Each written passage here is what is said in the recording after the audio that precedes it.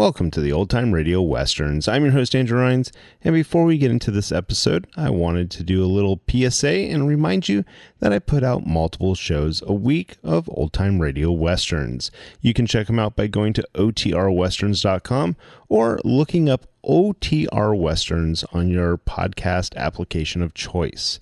We're releasing over 10 episodes a week so far, about 100 a month. So definitely want you to check that out. Again, otrwesterns.com and check it out. I also wanted to invite you to check out my sister podcast site, OT Netcast, and that's Netcast. So OT Netcast, Netcast, otnetcast.com. We're currently releasing mystery genre shows, and this is shows like The Shadow, Escape, Suspense, and The Whistler. And we have plans on bringing other shows to the network for you guys to listen to. So it's my non-Western old-time radio channel that I can kind of do other genres that not only I like, but hopefully you would like too. You can check us out by going to otnetcast.com or searching OTNETCAST on your podcast app of choice. Now let's get into this episode. This episode is going to be Frontier Town. Original air date sometime in 1949, and the title is Her Name is Bourbon Kate. Frontier Town, the saga of the Roaring West.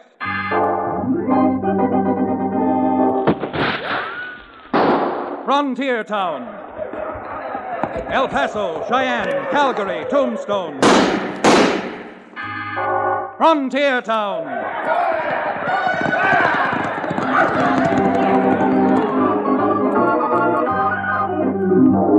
Here is the adventurous story of the early West, the tamed and the untamed, from the Pecos to Powder River, Dodge City to Poker Flat. These are the towns they fought to live in and lived to fight for, teeming crucibles of pioneer freedom. Frontier Town!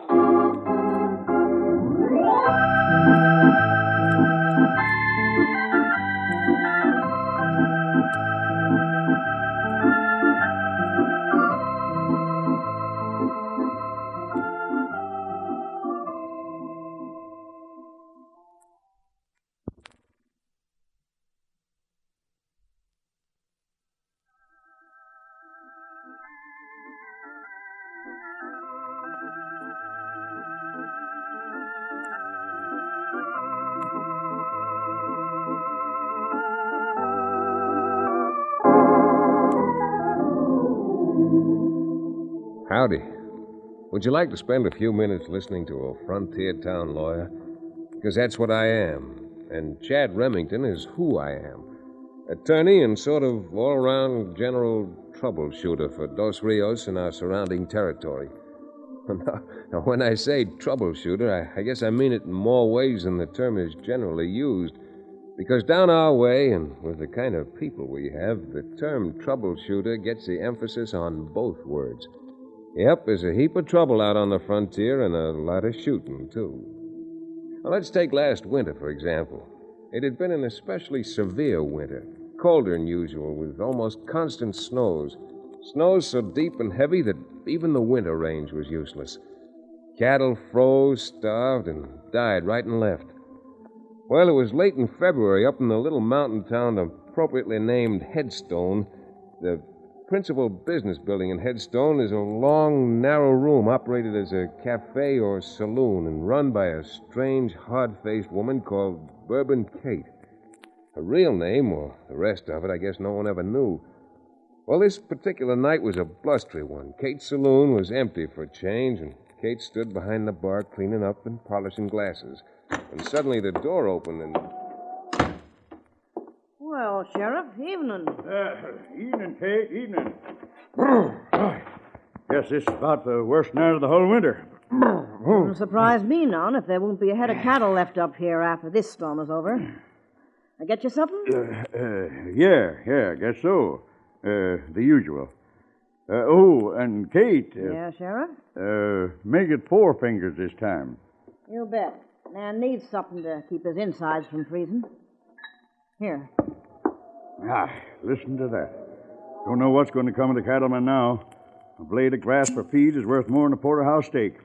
Well, Kate, here's to you. Drink hearty, Sheriff.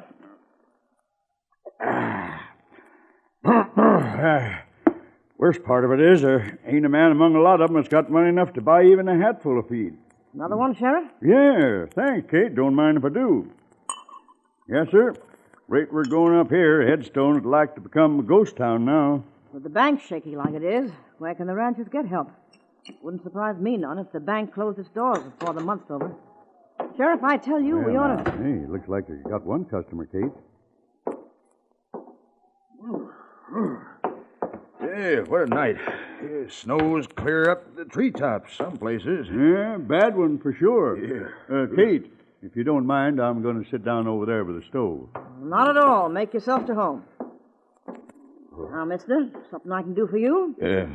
You're Bourbon Kate, ain't you? That's my name. I'm Ben Madigan. Got a quarter section up in the Rimrock country up high. This storm just about ruined me. Well, you ain't alone, Madigan, believe me. I did manage to round up some of the yearlings and herd them into the barn, but, well, I ain't got no feed left. Not a stick of straw or a single green. Well, you can always buy a little feed. They tell me Josh Winter's store's got some left. Yeah, I know. I went to the bank to borrow a few dollars, but that cheap old Jasper turned me down cold. Yeah? Well, that's why I come to you. Me? You mean you want to make a touch? Yeah, I sure do, and I'll pay it back, believe me. Come summer, every last red cent. Well, I'm sorry, Madigan. I ain't in the lending business. Well, from all I've ever heard, you're loaded. Made it all right here, too, out of the folks around Headstone. Folks like me. No, sir, I got a rule about... Yeah. How much you need, Madigan? Oh, shucks, I guess I get by on 100. Yeah, 100'd be fine. Well? You look honest. I am honest. Yeah. I said you did. Here. Here's 5 $20 gold pieces. Well, doggone. I'll tell you what I'm going to do with you. Yeah? I'll cut your high card, double or nothing. High cut. You mean if I lose, I'll owe you 200? If you win, you won't owe me a thing. Yeah, you don't have to run a bank. 100% interest. You mean you won't cut high card? Oh, no, I'll cut. Okay. Oh, here's the deck. You cut first. What do you know? Red Queen. Queen of Hearts. Well, let's see you beat that, Kate. Oh, you sure ain't making it easy on me. Might as well not cut and just give you the money. Oh, go on. Cut him. It was your idea. Okay, if you say so. Well, I'll be jiggered. An ace. The ace of clubs, Madigan. Yeah, where'd you get it? Off the bottom of the deck? Madigan, I guess you don't need the money so bad after all, making a remark like that. I just think I'll put them gold pieces back. Oh, no, you don't. I always heard a man didn't stand a chance in a game with you, and now I know why. Madigan, keep your hands off that money. Yeah, well, I'm taking it, and you're not going to stop me. You understand? Why, you loco-brained idiot. Put that gun away or I'll... Kate, look out! Well, I'm sorry, Kate. I wouldn't have done that if he hadn't pulled his gun first. Kate, what's that red on your shirtwaist?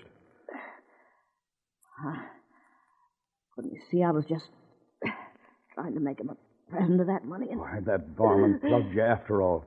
Here, I'll... Sheriff, don't waste your time. You leave me here and go fetch the doctor.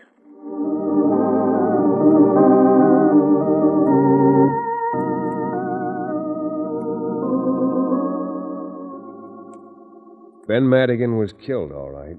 The sheriff's bullet hit its mark plumb center. But poor old Kate, she got a slug, too. 2 days later, when the storm died down, I received a telegram from Kate asking me to come up to Headstone because she wanted some legal help. It turned out it was her will that was bothering her. We didn't know that till we got there.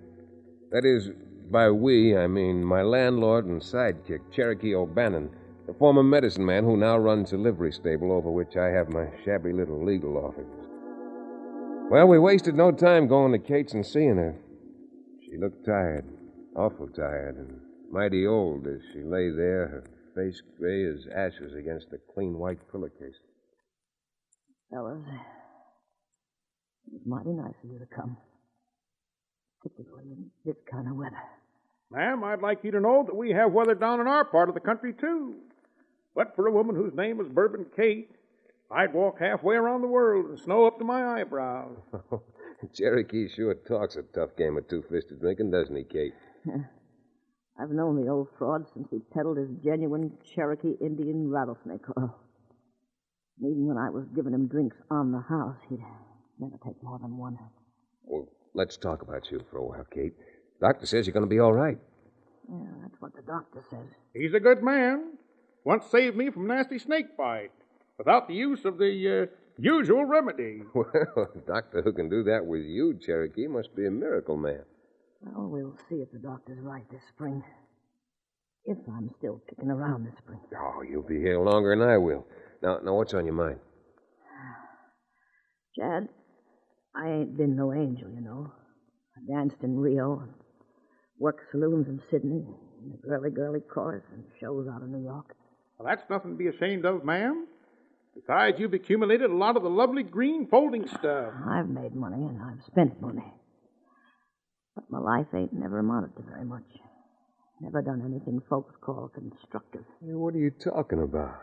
Wasn't too long ago you practically nursed a whole Indian village through an epidemic of diphtheria single-handed. Oh, anybody had done that, Chad. It just happened that I was there at the time they come down sick. But, well, like Cherokee says, I have got a little money tucked away, and, well, I ain't got nobody to leave it to.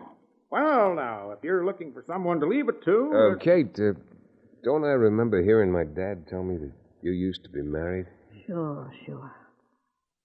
And in 20 years, I ain't even had so much as a Christmas greeting from a kid. Married by this time, I reckon. His father was a no-good sort. Yeah. Well, about this money, Chad, when the storm was over, the ranchers are going to need money bad, and I kind of thought I might help them out a little. Well, that's a wonderful idea, Kate, but you don't need me for that. Yeah, I do, Chad. I want you to handle it. Most folks I've ever known don't like taking money from a woman, and after that Ben Madigan being shot in my place the other night... Oh, for goodness sakes, Kate, it wasn't your fault. No, but try to convince folks. Oh, come on in. Who are you? My name's Madigan. Cleve Madigan. There's no call for coming into a woman's room with a chip on your shoulder. Yeah? My father was killed in her place the other night because she tried to fleece him out of some money. Young fella, that remark calls for an apology. Oh, Chad, let him be. Now, don't go try to help me, too. I'm full able to take care of myself, even though my pa wasn't. Mister, you're either going to have to stop yelling around here or get out. And fast. I'll get out when I've had my say. And I'm telling you this, you old harridan. The folks around this part of the country are mighty sick of you and your kind. And if you know what's good for you, you'll move along. Get out. Doggone you anyhow. Now I do want that apology, and this time I'm not going to wait for it. Now, let me alone. Take your hands off me. Now, look, are you going to apologize to Kate? Darn tootin' right I'm not. You're not getting no apology out of me, but you're getting this. Lame-brained young idiot.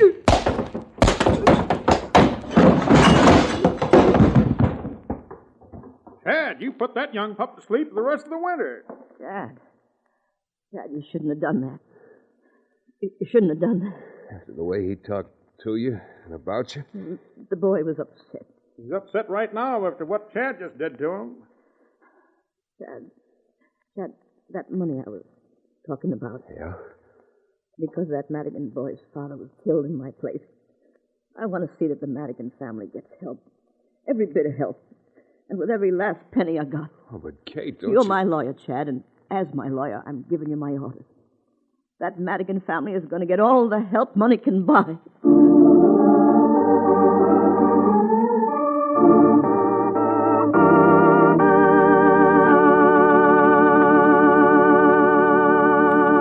We'll return to the exciting second act of our frontier town adventure in just about 1 minute.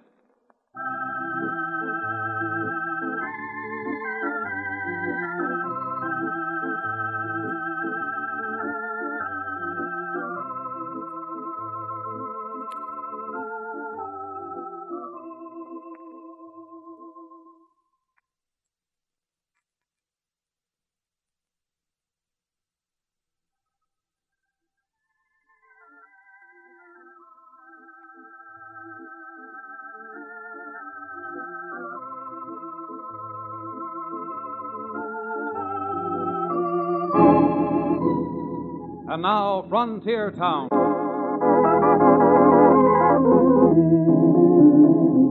Well, her name might have been Bourbon Kate, but in my reckoning, she wasn't just 100 proof. She was 100% gilt-edged woman.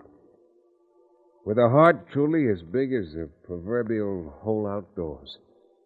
Well, being the kind of woman she is, one you don't talk back to for long, Cherokee and I started to see what we could do with her money to help the ranchers. We talked it over with the sheriff and decided to order several carloads of feed shipped up to Headstone. It was while the three of us were talking it over that we got our first bad news. The barber ran into the sheriff's office to tell us that a mob had descended on Kate's saloon and was busting the place to pieces. Well, leaving the sheriff to round up some deputies, Cherokee and I raced down the street to the scene of the bedlam. Come on, men! Smash this place into kindling! You loco coyote, stop it! Cut it out! Now, that's Bourbon Kate's bodyguard. Don't listen to him. Go on, let's finish the job. Madigan, unless you want to go to jail, you'll stop inciting these men to riot. Now, look who's talking. Come on, let's throw him out. Okay, anybody who thinks he can, step right up. I'm stepping up, mister. Good. You're stepping right in. Right into this.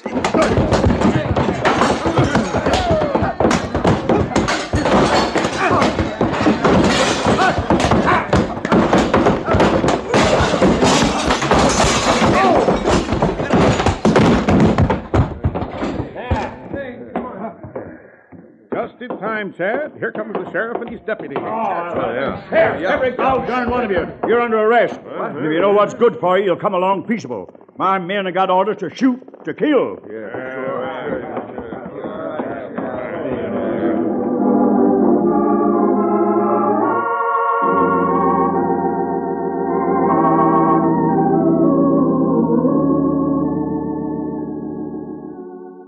The sheriff didn't hold anybody very long, but his prompt appearance did break up the riot. The next day, Cherokee and I rode out to the Madigan place to pay a call on young Cleve Madigan.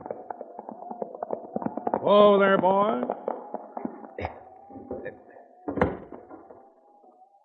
Well, I hope the young man's at home, and that last night's little experience has calmed him down. Of course, I don't blame him for not... Now, what do you want? Cleve, we rode all the way out here to talk to you. Yeah, I'll bet. I really want to find out how I enjoyed being locked up. If Kate wasn't the kind of woman she is, you'd still be locked up. You come out here to talk to me about that old witch, you're sure wasting your time. Well, nice plight, young fella, isn't he? I certainly don't like him calling Kate an old witch.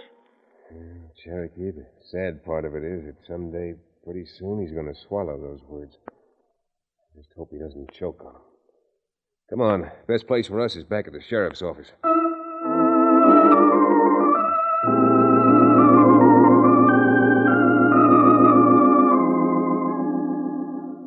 Well, I guess you'll be pleased to know that the freight cars got through with the feed.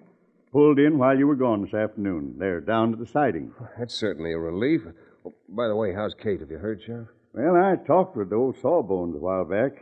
He says the wound don't amount to nothing no more, but she ain't getting no better. Says he just can't understand it. If you ask me, and you may if you wish, I think Kate lost her spirit. Her fighting spirit. Well, no wonder. From all she's been through. And that... Say, I almost forgot. Yeah? The ranchers called a meeting this afternoon and tried to get some help from the state. Oh, that's great. By the time the state could vote on it and send the ranchers some help, the snow would be flying again next winter. Well, all you've got to do is go to the meeting and tell them about the feed that Kate's bought for them. Yeah, I guess that's the thing to do. With all the ranchers together, I'll just go to that meeting and tell them the good news.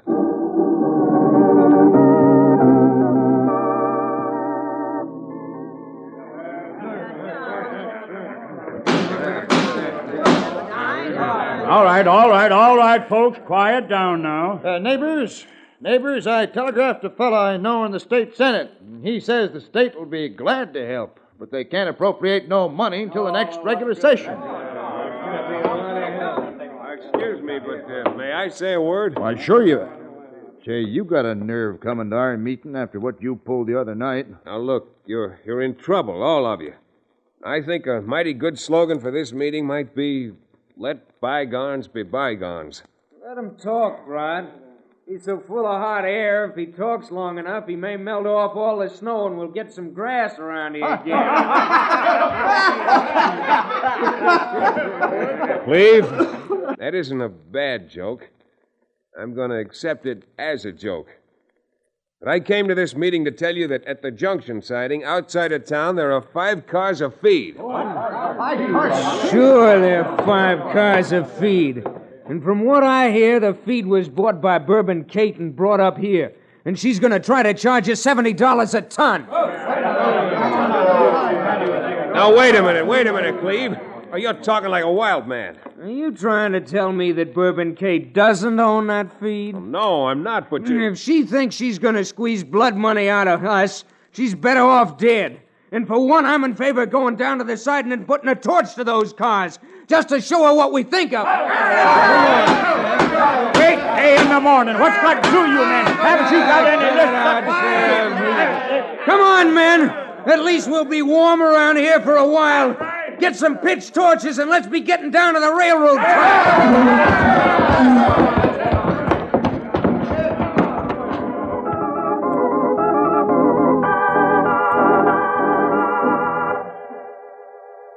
Ever try to reason with a mob?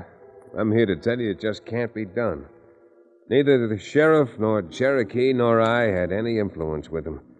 Nor would even one of them stay to hear the truth about those cars of feed. Well, as soon as the hall had cleared, the 3 of us decided to go down to the siding and, not wanting any bloodshed, to see what we could do about straightening them out. The wind had started again. Going was tougher than ever. Doggone it, Chad. This wind's just going to make it worse. At the rate you're running, I could use a little wind myself. If we can uncouple just 2 of the cars and save them, we'll have done some good. Hey, look. Look, they've done it. Huh? The fire's already starting. Oh, what fools these mortals be. Sloping to the south, if we can just unhook 2 cars, they'll roll down that ravine and be safe. Chad, I don't think we're going to get there in time. If we do, it'll be because someone has carried me. Great jumping Jupiter, Chad. Hey, ain't that somebody climbing on the ladder on the side of that burning car? Sure is, Sheriff. He's climbing up there to release the brake. Release the brake? Then once that car starts rolling, he won't be able to get down without jumping. Hey, hold it. No use running now. It's too late.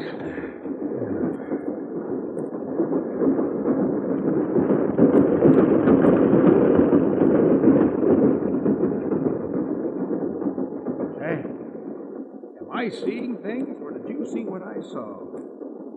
Oh, Cherokee. We saw it, all right. Yeah, that sure was a close one. You boys cut that car loose just in time.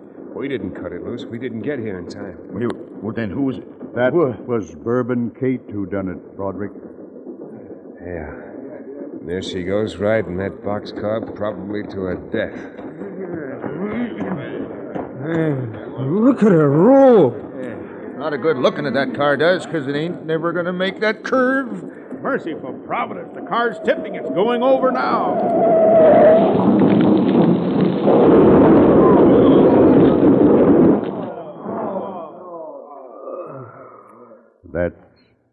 That's the end of her. Yeah, what an awful way to end. Smashed up in the wreck of a flaming freight car. Son, come on back to town with me. You and I have a bit of talking to do.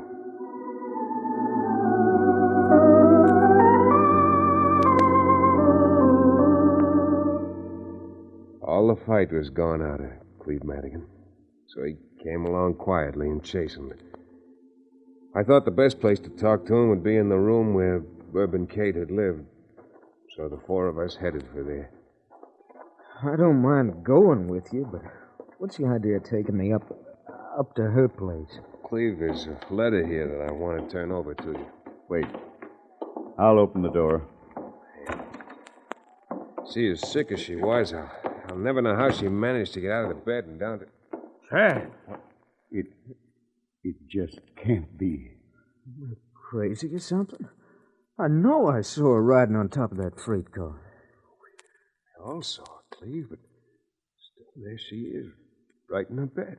Is she... Well, you know, is she... Yeah. Reckon she's been dead more than 2 hours. But I don't understand. Well, there are a lot of things in this life we live that none of us understand, Cleve. A good deal of it has to do with the spirit inside of us. I'll say amen to that. You mean you think this was a miracle? I'd be a pretty poor mortal to judge miracles, Cleve. Maybe after you read this letter, you... Letter? Letter from who? It's a letter for you. It was written by you. It was written by the woman we knew as Bourbon Kate. Cherokee, I think you and the sheriff and I had better be on our way. Goodness knows we don't want to be around if there's another miracle performed tonight.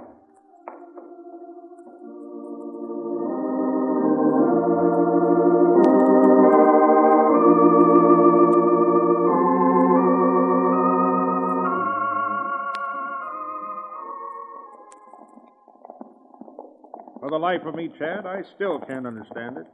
Shouldn't even try to, Cherokee. The important thing is that we were there to see that Kate's desires and her will were carried out. Plenty of feed for everybody now.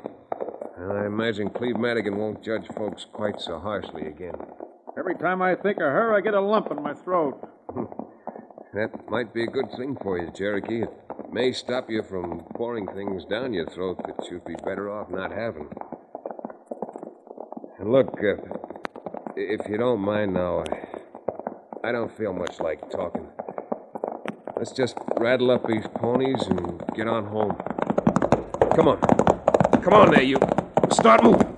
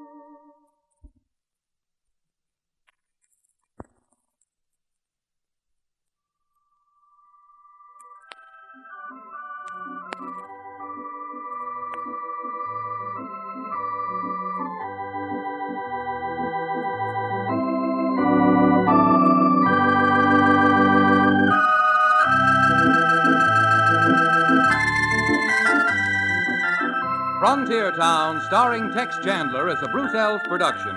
Supervision by Joel Murcott.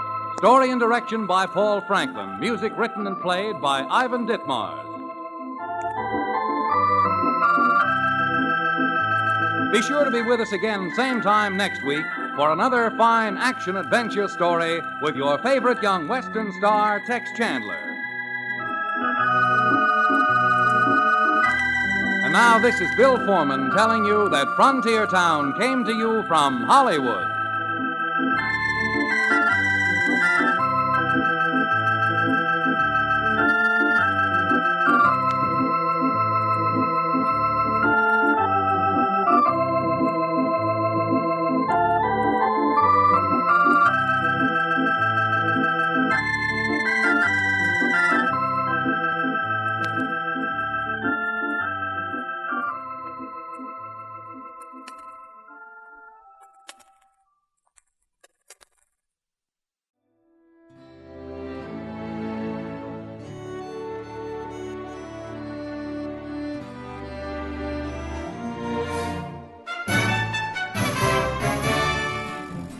This has been a presentation of OTRWesterns.com, and we hope you enjoyed.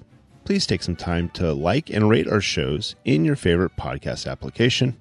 Follow us on Facebook by going to OTRWesterns.com/Facebook. Subscribe to our YouTube channel by going to OTRWesterns.com/YouTube. And send us an email, podcast@OTRWesterns.com. You can call and leave us a voicemail, 707-986-8739. This episode is copyright under the Attribution Non-Commercial Share Alike Copyright. For more information, go to otrwesterns.com/copyright. Have a great day, and thanks for listening.